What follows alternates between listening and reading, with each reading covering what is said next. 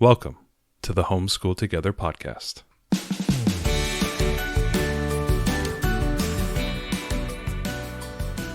Where one working mom and a stay-at-home dad help you navigate the nuts and bolts of the growing and dynamic world of homeschooling. With a focus on early learners, like me. All the ins and outs of building and maintaining your homeschool life. Homeschool. Find out tips and tricks to make things like this easier. I'm reading. And ultimately, enjoy educating your kids. And what's that last thing? Have fun together. Did I do good, Daddy? Yeah, you did, sweetie. Good job. Hello, friends and homeschoolers. Welcome back to Homeschool Together. If you want to support the podcast, there are links down below, like Jean-Claude Van Damme, do the splits, go down below. Punch, punch, punch, punch. Hit those links. Punch, punch, punch, punch. Anyways, today we were talking about supporting people. So I think, a lot of us we're in the midst of our middle of the year. We're kind of like, we're recording this in January and, the year is in full swing, and a lot of us go with the normal school year. Some of us go all year round like ourselves, but we are heavily tailored to the school year, and we're kind of in the middle of the year, and they're starting to get some of those families that are thinking about homeschooling and who might need a little bit of support, and what better to do that than you, and cultivating community and right. finding that support. I actually prepared my own pop culture reference for today. Oh, You'd my be gosh. proud of me. All right. Better than my Jean-Claude Van Damme? It is. In the words of the immortal Bill and Ted, be excellent to each other. Be excellent to each other. So that's what this podcast is about today. We were thinking about, how can we really support other homeschoolers? Yeah. Not support homeschooling as a notion or write your congressman, which is also awesome if you're, of that mind to be able to write beautiful prose, go for it. But we're talking about in the trenches, how do we every day show up for each other? Yeah, right. Because we're kind of all on the same team. I don't think that we always remember that. And if you go to certain online homeschooling spaces, they've certainly forgotten it. Yeah. But for me, I very much consider that we're all of one team. And the more that we can do to help each other and support each other, the better off we're all going to be. Yeah. And I mean, that's just the basic groundwork. What is that? Right. That could also work for humanity in general, but let's just keep it to... We're going to keep it in the niches. We're keeping it in the niches. We could all support each other better. And, as many of you are homeschooling moms, I know there's dads out there, and there may be grandmas and grandpas, or aunts or uncles, or other folks who are homeschooling caregivers.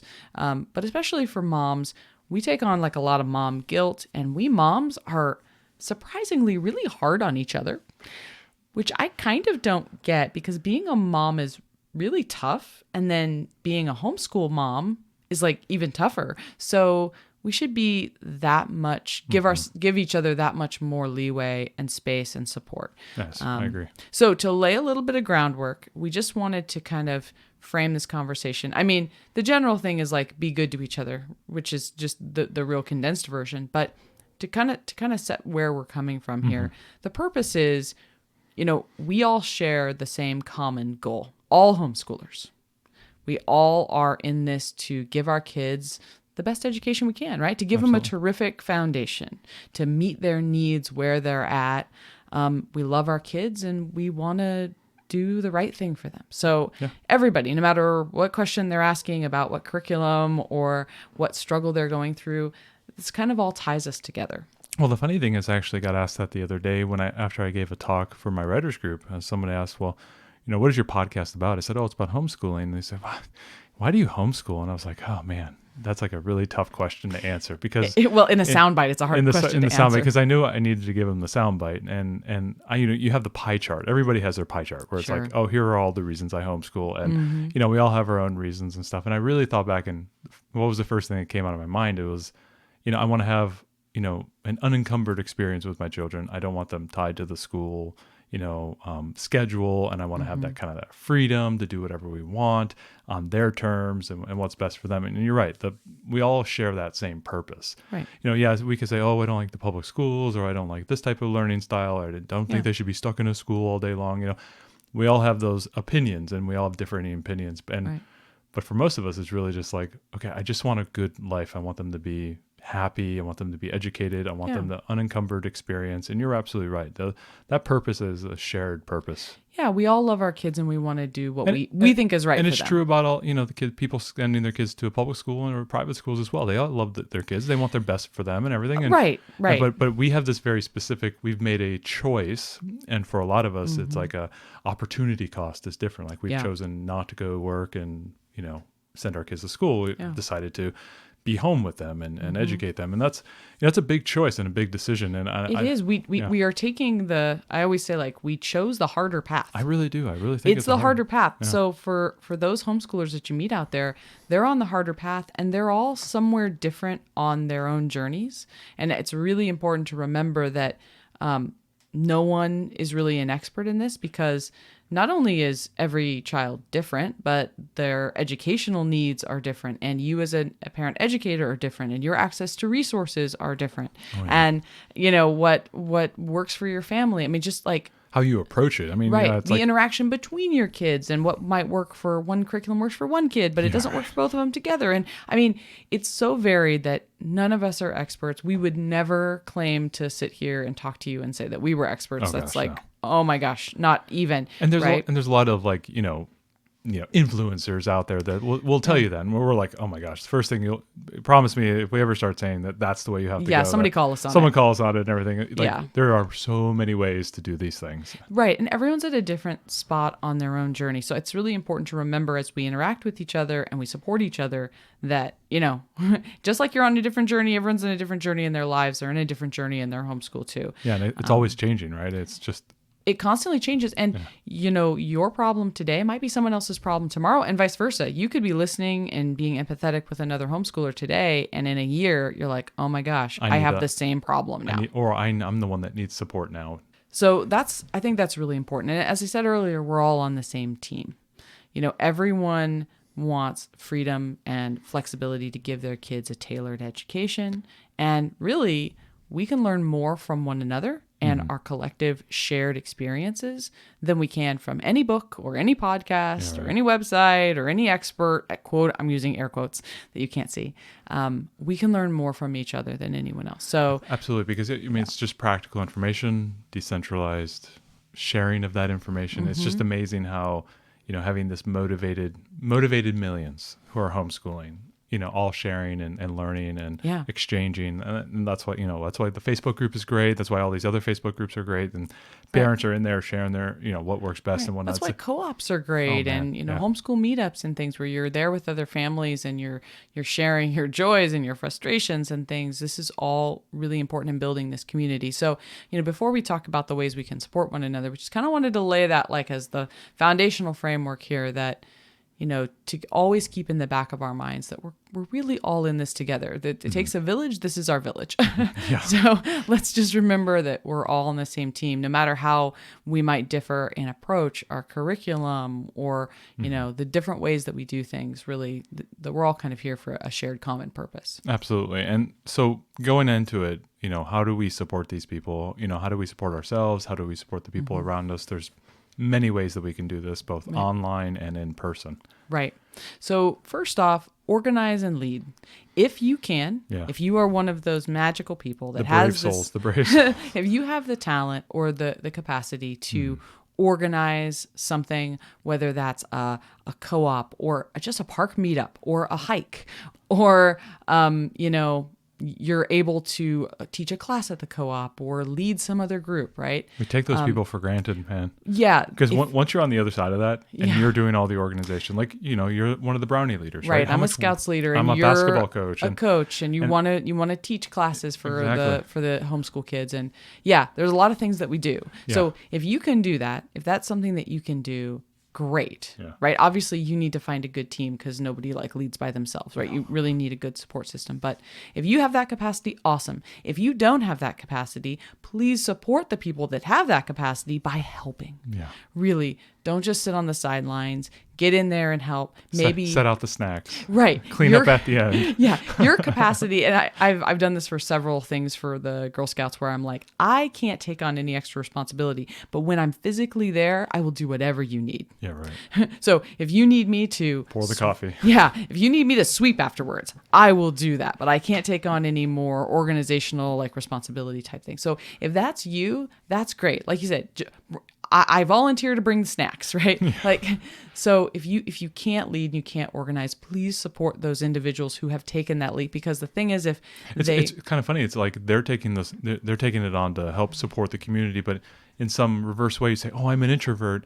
but I can help set up the snacks." Believe it or not, that's helping. Like that is totally helping. You're taking one thing off of somebody else's plate that they would normally have to think about or worry about. And you can do it in a way that you're more comfortable with. Like, there's a lot of people who are introverts. They're wallflowers. They don't want to go out in the center and do things, or they can't lecture about this STEM activity or this book or whatnot. Totally understandable. And nobody's criticizing you or forcing you to have to do that. Right. But getting in there and saying, well, listen, I can do this little side stuff here and help, makes the experience better, takes one less thing off that organizer's shoulders. Absolutely. We have a mom at Scouts who she can't take on any of the leadership. She's got 4 children. She's way too busy, but she was able to make a Google Drive spreadsheet, a Google Sheets with snack signups. Oh my gosh. And she brings a cardboard box filled with plates and napkins and forks every week. And that's all she does. So she sent out an email and said, everyone sign up for snack.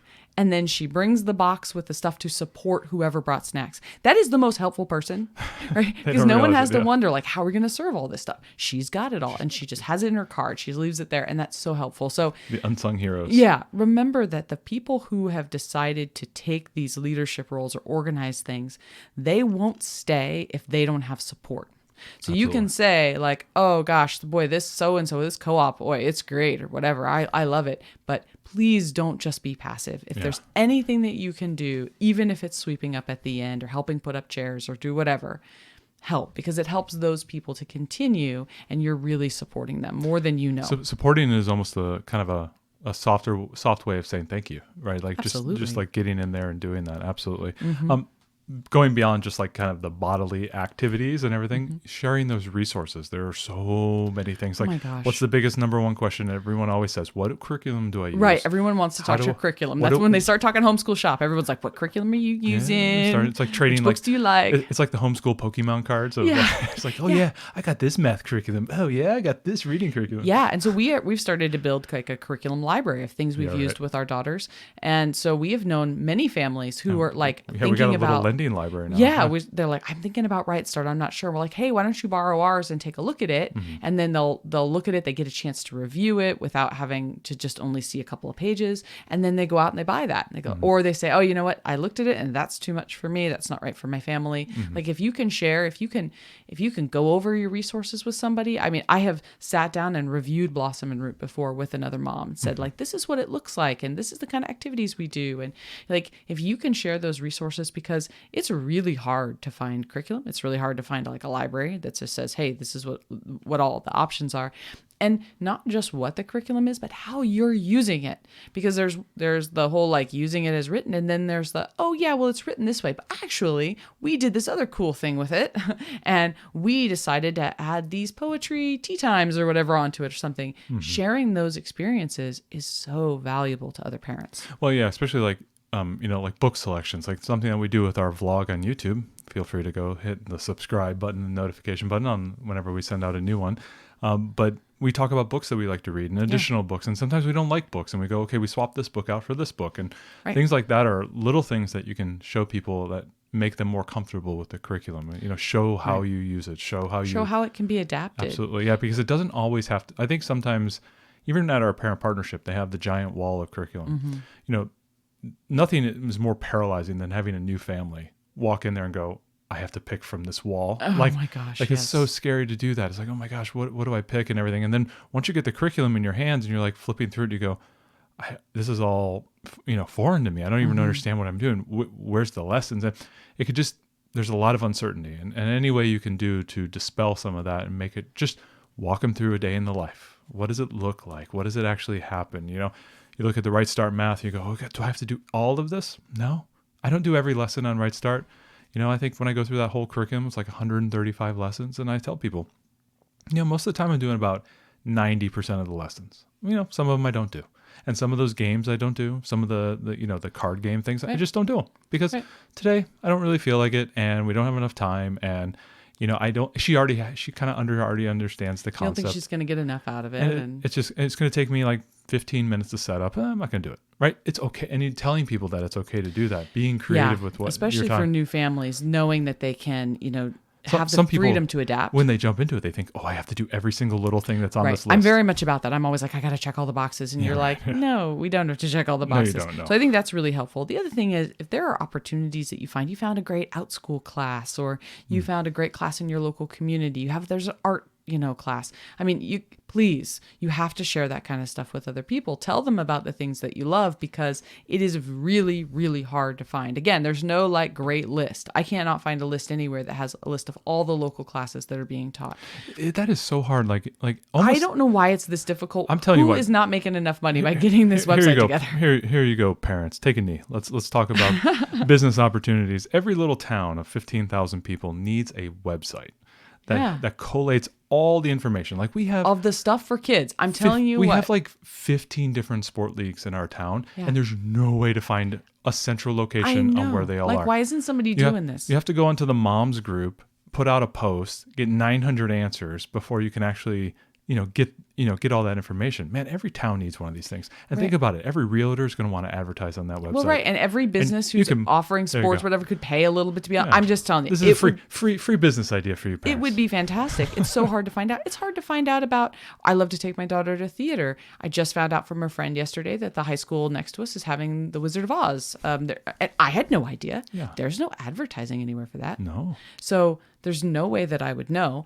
So share. Share with the people. If you've got a great tutor that you love, share. If there's sports or extracurriculars or great places, great new parks to go to. Hey, I went to this park and there's a bunch of other homeschoolers. Share. Share. Yes. Right? Because nobody ever says, I don't want to know any more about the opportunities available in this community for my child. Thank you very much. No one ever says that. Right.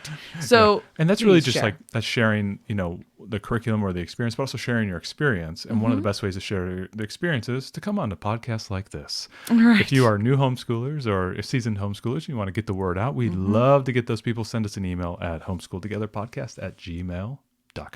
Right. Because you don't realize it, but your insights can really help another family. Really can. They're sitting there and they're listening and they're like, oh man, I don't know if homeschooling will work for a family like me, or I'm having this specific problem. Yeah. They listen to an interview where somebody's talking about the exact same thing. And it's like, oh, light bulb, right? And so sharing your experience is so helpful. Even, we've mentored some younger families, and if you can mentor a younger homeschool family, please do. We've mentored a number of families, and oftentimes it's great for us to say, because they look at us and think like, you're the people with all the answers, right? And so there's days when we're like, if they only knew. Right. So there's days where specifically we love to share when stuff went horribly, because that's reality. 2 days ago, I gave up. Stuff went horribly. I went out into the garage and I worked on shelving. Right. Yeah. I abandoned my family. I pulled, it was like jumping off the cliff, and I pulled the parachute and I was like, I'm out of here. Yeah, no. And I'm going to Lowe's. I need to buy some wood and I need to stick those beautiful black totes with the yellow tops up on the ceiling. Yeah. And I don't want to see anyone. Yeah. It went horribly the other day. It really did. Terribly pear-shaped. And so sometimes it's important to share that was your experience too. Oh yeah. So that everybody kind of gets the sense, because this sanitized Pinterest version where everything has perfect natural lighting, I hate that, because it almost never looks like that one. And that it gives everyone else this false impression that if they have a day where they have to give up for the day, that like, oh, that's it, we're over. It's kind of like, it's like exercising or eating right or any of that. Having one bad day doesn't mean it's like, oh, nope, it's done. It's over. It's over for me. Forever. Not helpful for me to go for a walk or a run tomorrow because I couldn't do it today. It's the same kind of thing. And so sharing those experiences, good and bad, and what happened with your family, it really helps other parents. So don't be shy. And if you're a more introverted person, then, find ways to share online. When people ask questions, find ways to share if you find some similarity or connection to your own story to give them some help. Well, and now kind of going in the opposite direction, there are a lot of parents who sometimes just need to talk, and you need to be that kind of emotional support. Yeah. And this is a really hard one because especially we're engineers, so we love to problem solve. Oh, there's a problem. Let's solve this. Yes. Yeah. And not everyone needs their problem solved. Sometimes we need to talk less and listen more and actively listen. And if they want help solving that problem, and sometimes I'll say to a friend who's giving me, this lowdown of what was going on with their homeschool, like, wow, that sounds really rough. Did you figure it out or do you need some problem solving? Yeah, right. And a lot of times they'll say, oh no, we already figured it out, or yeah, what do you think? But gauging where they're at, and if they don't want help problem solving, just be empathetic. Even if that's not a situation you've gone through, I'm sure we can all find some way to relate to what's happening with another homeschooler that we're meeting. And we've all been there, right? Everybody listening to this is like, oh yeah, I've had my bad weeks. I've had my bad days. Right. And then all of a sudden you have a great 3 or 4 weeks together, right? Like I had a great run here of about a month or so and I had no issues. Mm-hmm. Man, it was pretty vanilla, straight on through. And then all of a sudden, man, the wheels came off. And it happens. And it happens. It's totally normal. That happens in every family. We all know that, right? Mm-hmm. And sometimes the homeschoolers take that a little bit, on the chin because they are the school, right? They are everything.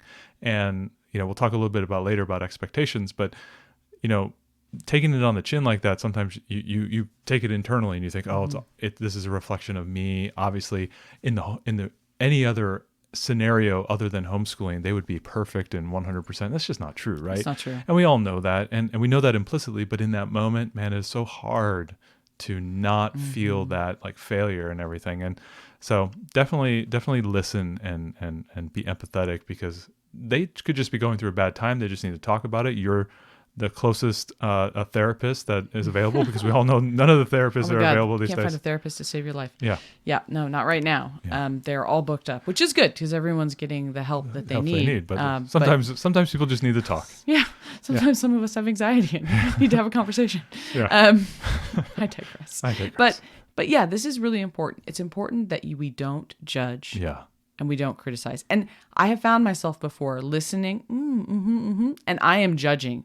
Inside my head, I am like, ooh, this is a train wreck, right?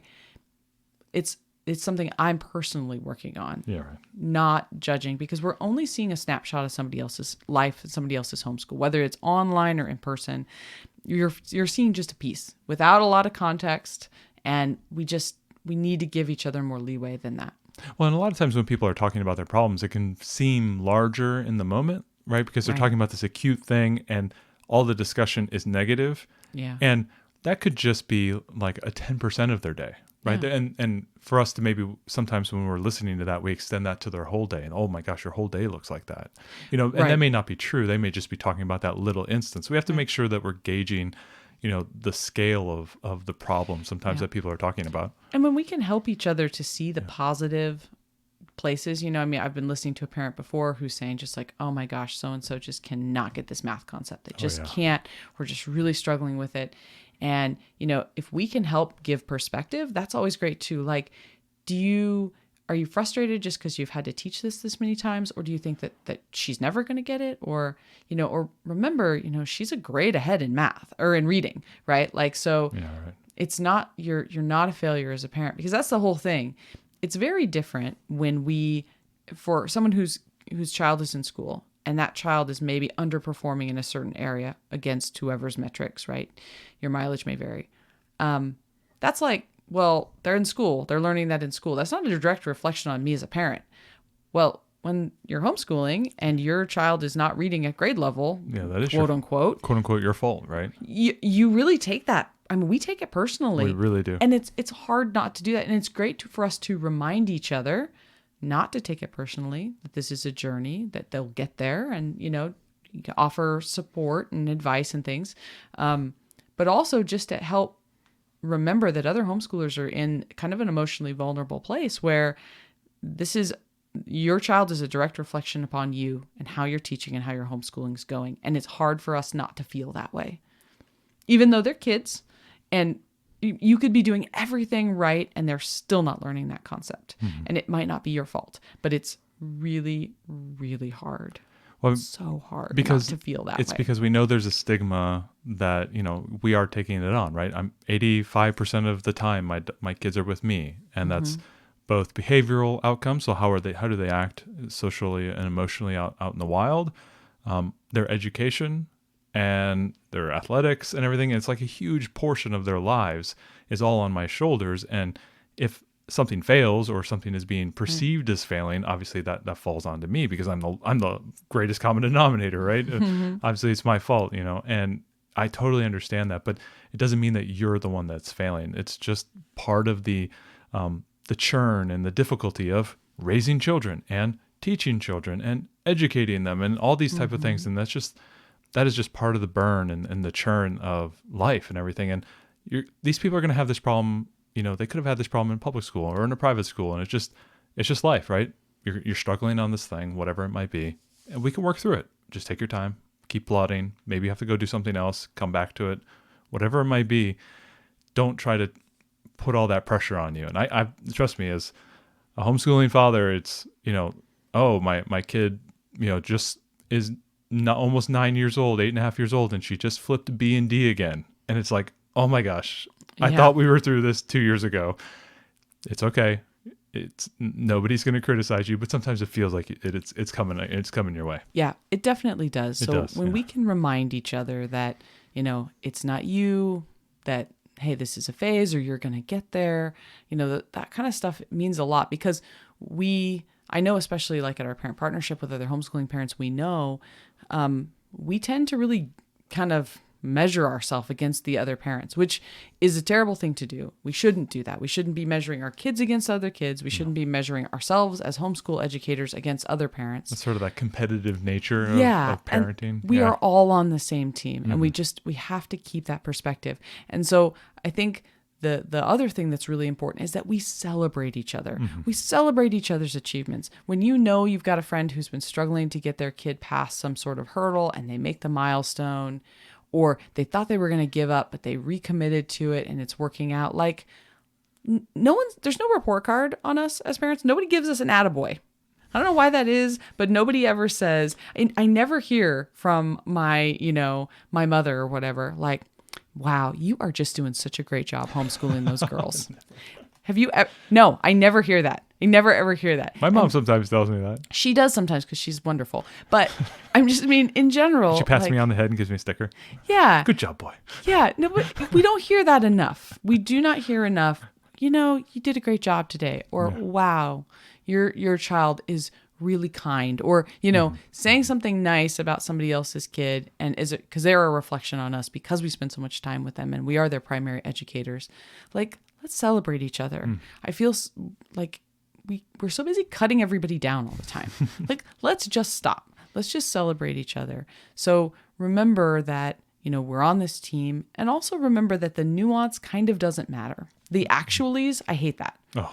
Like, I would say, well, in our, as homeschoolers, and somebody from Washington State, well, actually, you go to a public school. You go to a public parent partnership for choir. So you're actually a public schooler. And I'm like, really? No, I'm a homeschooler. Yeah. She's going there to sing, right? Like, it's not the same, right? But the whole actually thing, I think we get so caught up in definitions and the words people use. And did you use exactly the right thing? And all of this, like, we lose the spirit of all of it, which is that we're all here. We've all chosen the hard path. We're on these difficult and sometimes very rocky journeys. And we should be excellent to each other. And you guys are doing good. And you're doing well. Yeah. Yeah. I mean, listen, I always tell people, like, even just like within the sports analogy, right? About, I think it was about 25 or 30 people get picked to go to the NBA every year. And of that graduating class, there are millions of young men trying to get there, right? The chance of you being one of those million, 1 in a million is really rare, right? But you can be a really great person, and you can be an athlete and you could be a good person and a hard worker and all these other types of things and have all these wonderful intangibles that if you went and interacted with anybody on the street, they said, you're good, you seem like a really nice person. And sometimes we're all caught up with our children and they want to be the best or they want to be number one here and the show off. Oh, I got this thing. It's hard not to be competitive. It really is. And I'm really happy, just learning to be really happy that your children are good kids and they're working really hard and they're finding their own path in the world and you're there to support them on that journey and not worrying about, like what you just said, not worrying about being number one at this or not being the best at this and being okay with that because, and enjoying, I think it's almost the type of thing is not enjoying the outcome, but enjoying the process. Yeah. And, the fact that you get to watch them struggle through something and then achieve it. Like maybe they're not the number one player in the league or the number one best math person, but they struggled at it. They persevered and they got better. And you see that growth within them. That's the success. We have to enjoy the journey because there's just enjoy the process. You have to do that. And finally, one of the things that I think is really important about supporting each other and building this sense of community is if you are in a space, if you find yourself or your family in a space online or in person that is not supportive, then you need to get out of that. Right, because we don't need that negativity coming in and telling us that we're not doing things right and criticizing. Yeah, we have a whole episode on naysayers and all that type of stuff. If you're in a group, like let's say as a homeschool family, you're in a group with other people who aren't homeschoolers that constantly are down on you about that. You got to get out of that, right? There's some online groups or some Facebook groups that get super toxic. You don't need to be there. Like just wasting time. You're wasting time. You need to find positive spaces to be where you can make a positive impact and you can go out there and support other people and help them to have a better day and to feel more comfortable and confident in their homeschool journeys, right? So, and don't be afraid to ask for help in good spaces. And, we have to sometimes take that help with a grain of salt because sometimes not everybody is as positive and wants to support as much. But 100%. I mean, you got 24 hours in a day. Hopefully you spend at least 8 of that sleeping and getting up and going to bed, and then you got 16 hours left, right? And you got 16 hours to do all these things and spending some of that time churning on, toxicity is just not worth it.